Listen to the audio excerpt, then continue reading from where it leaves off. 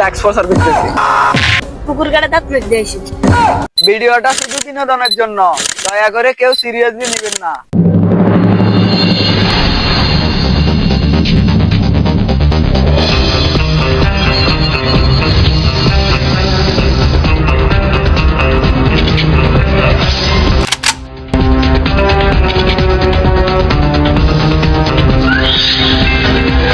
এখানে একটা খুন হয়েছে, সিআইডিকে কল করা লাগবে। আনারা কারা? আমরা সিআইডি, আপনি কল দিয়েছেন হিয়ালা আইছি। লাস্ট কই। একটু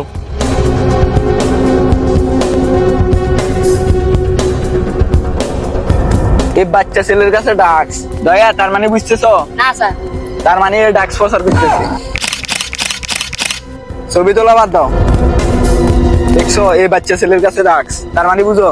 স্যার ও ডাক্স খায় এবং ডাক্স প্রচার করে। ইয়েস, তোমার মাথাতে বুদ্ধি আছে।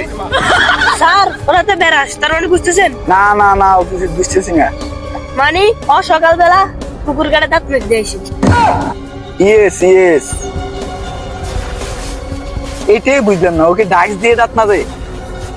এই বাচ্চা ছেলেকে ডাক্স দিয়ে দাঁত না দেয়? হয়তো স্যার হতে পারে। ভালো করে লাশটা ঘুরো।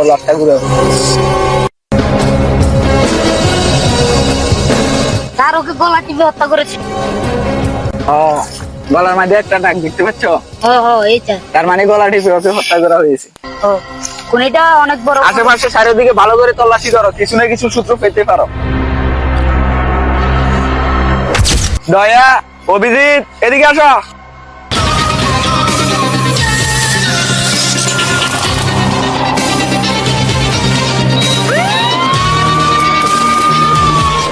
চালুকে, তুমি কি জানতে পারো এটা খুন কি করে হয়েছে? ওকে গলা টিপে হত্যা করা হয়েছে।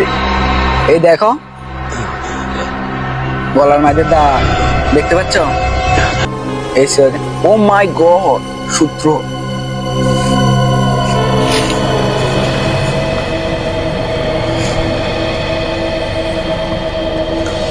বস, এখানে তো সব ডাক্স। ওর পুরো শরীর গেছে গা।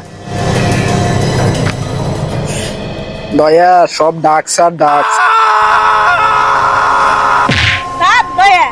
ও মাই গড, চালুকে। জি বস।